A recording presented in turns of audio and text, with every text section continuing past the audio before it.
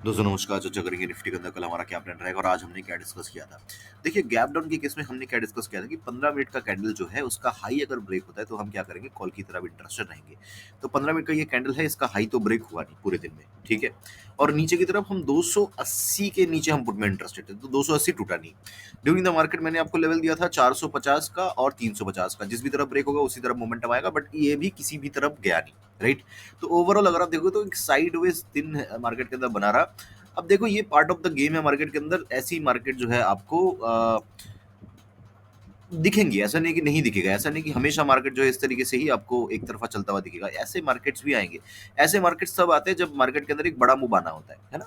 तो इसीलिए कोई कोई दिक्कत नहीं है, आने वाले दिनों में डेफिनेटली बहुत अच्छे मूव्स आपको देखने को मिलेंगे, ठीक है। अब बात कर लेते हैं किस तरीके से हम क्या कर सकते हैं मार्केट के अंदर। देखो मार्केट मेरे लिए नेगेटिव है, चाहे आपको डाउ जोन्स दिख रहा होगा कि 1% अप है ना, तो बहुत सारी चीजें दिख रही होंगी, बट हमारा मार्केट मुझे नेगेटिव लग रहा है, मुझे पॉजिटिव किसी भी तरीके से ये लग नहीं रहा है। और जिस पॉइंट पे ये है अभी, यहाँ से तो डेफिनेटली इसको नेगेटिविटी ही शो करना चाहिए, है ना। अब हो सकता है कि ये कहीं ना कहीं थोड़ा सा उलझा रही है यहाँ पे, उसके बाद जो है एकदम से फॉल देगी इस तरीके से, तो समझ में नहीं आएगा कि कब लेना है ना, मिस हो जाएगी ये चीजें। तो अब ये प्रॉब्लम है, राइट। मार्केट के अंदर हम बुलिश तभी हो पाएंगे जब मार्केट जो है इस हाई को अब ब्रेक करेगी 24,600। जब तक ये ब्रेक नहीं होता तब तक हम बुलिश मार्केट के अंदर नहीं हो पाएंगे, समझ रहे हो। हाँ, हो सकता है कि कल यहाँ पे एक ग्रीन कैंडल खड़ी हो जाए, ठीक है, इस तरीके से खड़ी हो जाए, बट उसके अंदर हम ट्रेड नहीं कर सकते क्योंकि हमें पता है कि इसके ऊपर ही मार्केट के अंदर क्या है, एक एक जो है अ, जो अच्छा रास्ता है ट्रेड करने का वो इसके ऊपर ही है, कॉल साइड में, है ना। डाउन साइड में भी अभी भी प्रॉब्लम है, डाउन साइड में भी ऐसा नहीं कि बहुत स्मूथ मार्केट है, डाउन साइड में भी प्रॉब्लम है। लेकिन हो सकता है कि कल एक ट्रेंडिंग डे आपको देखने को मिले, हो सकता है, ठीक है, पॉसिबिलिटीज है। आइए बात कर लेते हैं क्या हम कर सकते हैं क्या नहीं कर सकते, थोड़ा सा सेंसेक्स को भी इंक्लूड करने की कोशिश करते हैं। देखो हुआ क्या कि ये कहीं ना कहीं एक्सपायरी थी सेंसेक्स की, ठीक है। ये चार्ट बना है, ये इस तरीके से ये एक्सपायरी कहीं ना कहीं यहाँ पे हो गई, ठीक है। अब यहाँ से क्या हुआ, यहाँ से आपका फ्राइडे का चार्ट स्टार्ट हुआ, मतलब नई कॉन्ट्रैक्ट जो है वो यहाँ कहीं पे बनी।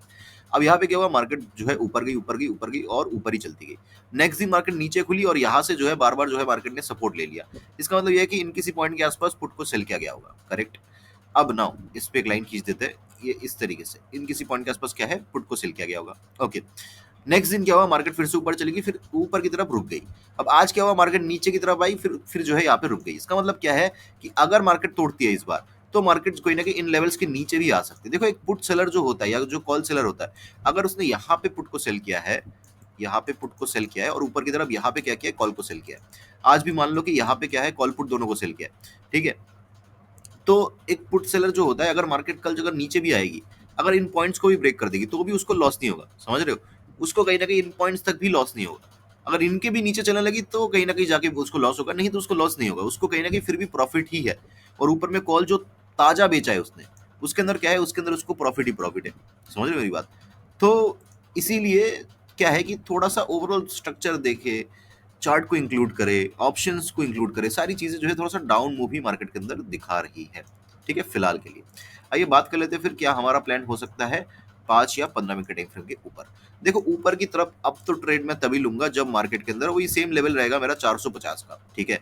450 अगर ब्रेक होता है मार्केट के अंदर, तब जाके एक अप मूवमेंट हमें देखने को मिल सकता है, और वो भी बहुत बड़ा नहीं। मैं 550 तक जो है मार्केट को देख रहा हूँ, ठीक है, 550 तक। लेकिन हाँ, अगर 550 ब्रेक हो गया, ये 600 का लेवल अभी इतना इंपॉर्टेंट है नहीं क्योंकि कल एक्सपायरी है ना। सो 550 तक मैं मैक्सिमम देख रहा हूँ। लेकिन अगर 550 ब्रेक हो जाता है या कल या तो परसों जिस भी दिन ब्रेक हो, फिर इसके ऊपर तगड़ी रैली देखने को मिल सकती है। अब होता है ना कभी कभी सेंसेक्स के अंदर की एकदम से तगड़ी रैली आ गई, तो जो शॉर्ट कवरिंग पॉइंट रहेगा वो ये पॉइंट रहेगा 550 का। तो 450 के ऊपर 550 तक का टारगेट, अगर 550 ब्रेक होता है तो बहुत शॉर्ट कवरिंग रैली तगड़ी वाली हमें देखने को मिल सकती है, जो कि 720 713 किसी पॉइंट के आसपास तक मार्केट को लेके जा सकता है, ठीक है। ये ऊपर की तरफ की बात हो गई। अब नीचे की तरफ की बात कर लेते हैं। देखो नीचे की तरफ आइडियली जो ट्रेड बनेगा वो तो 350 के नीचे बनेगा, ठीक है। जो टारगेट्स मुझे नजर आ रहे हैं, देखो बहुत बड़े टारगेट्स नजर आ रहे हैं, जो टारगेट्स नजर आ रहे हैं वो 25,050 का है, ये मेरा टारगेट नजर आ रहा है मुझे, ठीक है। लेकिन आप अपने हिसाब से 300 पॉइंट का टारगेट है, बहुत बड़ा टारगेट है। तो आप अपने हिसाब से देख सकते हो, कहीं ना कहीं 100 150 पॉइंट है ना, 80 पॉइंट 90 पॉइंट आपकी जितनी कैपेसिटी है उस हिसाब से आप मार्केट के अंदर बैठ सकते हो। लेकिन मेरे हिसाब से जो टारगेट्स जो मुझे दिख रहे हैं वो 24,050 तक के टारगेट्स नजर मुझे आ रहे हैं, ठीक है। सेंसेक्स की एक्सपायरी है, ध्यान रखिएगा, कभी कभी ऐसा भी होता है कि मार्केट नीचे आके इस तरीके से बेस बना के इस तरीके से ऊपर चली जाती है। तो इन चीज़ों के ऊपर ट्रैप मत होइएगा, है ना? अपना प्रॉफिट को ट्रेल करना is very much important. But थोड़ा-सा मेरा व्यू जो है वो थोड़ा-सा मैं नेगेटिव की तरफ ही अभी फिलहाल मार्केट को रखूँगा, है ना? क्योंकि आज मार्केट अगर इसके ऊपर क्लोज़ दिया था तो मार्केट को गैप अप खुलना चाहिए था। मार्केट आज गैप अप खुल नहीं पाई, है ना? सो बहुत सारे नेगेटिव चीज़ें हैं मार्केट के अंदर, थोड़ा सारी चीज़ें नेगेटिव ही लग रही है, पॉजिटिव कुछ भी लग नहीं रहा है मुझे। हालाँकि मेरी ये थिंकिंग चेंज हो जाएगी बहुत जब 24,550 के ऊपर मार्केट निकलने लगेगी तब, ठीक है? जब तक नहीं निकलती तब तक मैं थोड़ा-सा बियरिश व्यू ही मार्केट के अंदर लेके चलूँगा। बियरिश व्यू का प्रॉब्लम एक ही है कि देखो, मूव आएगा, अचानक से आएगा। 1 दिन के अंदर मतलब मान लो कि 1 दिन, 2 दिन, 3 दिन, 4 दिन आपको क्या हुआ, पुट में लॉस हुआ, है ना? अब 5 दिन जो होगा ना उसके उस दिन जो प्रॉफिट होगा, ये 4 दिन का जो है लॉस जो है ये एक ही दिन के अंदर कवर होके उसके प्लस प्रॉफिट में आ जाओगे। तो पुट में ये खासियत होती है कि बहुत स्पीड से जो है वो इंक्रीज़ होता है ना? सो थोड़ा-सा मैं बियरिश व्यू ही लेके चल रहा हूँ, बाकी देखते हैं आगे मार्केट के अंदर क्या होता है, क्या नहीं। 550 जब तक ब्रेक नहीं होता, हम कॉल की तरफ बहुत एग्रेसिवली नहीं जाएँगे और 24,050 जब तक ब्रेक नहीं होता, तब तक भी हम एग्रेसिवली पुट की तरफ नहीं है। बहुत ज़्यादा पुट की तरफ मार्केट आ जाएगी जब मार्केट 24,050 के नीचे क्लोज़ करने लगेगी, है ना? इसके ऊपर तक है तो टारगेट यहाँ तक है, ऐसा नहीं कि मार्केट बहुत ज़्यादा बेयरिश है। मार्केट के अंदर टारगेट यहाँ तक के, उसके बाद डिसाइड होगा मार्केट के अंदर, अगर ये भी ब्रेक होता है तो मार्केट के अंदर जो है फर्दर फॉल देखने को मिल सकता है। ओवरऑल जो स्ट्रक्चर अगर मैं दिखाने की कोशिश करूँ आपको तो मुझे कुछ ऐसा स्ट्रक्चर नज़र आ रहा है। ये देखो। ये कुछ स्ट्रक्चर जो है मुझे नज़र आ रहा है मार्केट के अंदर, और अगर आप शॉर्टर टाइम फ्रेम में देखोगे तो यहाँ पे भी आपको यही स्ट्रक्चर नज़र आएगा। बट क्या मार्केट इसको फ़ॉलो करेगी? क्योंकि कभी-कभी मार्केट क्या करती है, ब्रेकआउट देके इस तरीके से आ जाती है ना? तो इसीलिए कल एक्सपायरी भी है तो इसके होने के चांसेस ज़्यादा रहेंगे, तो आपको तो आप थोड़ा-सा ध्यान रखिएगा, ये ना हो जाए आपके साथ कि आपने पुट लिया और मार्केट एकदम से चलने लगी। तो किसी भी ट्रेड से आपको चिपकना नहीं है, करेक्ट?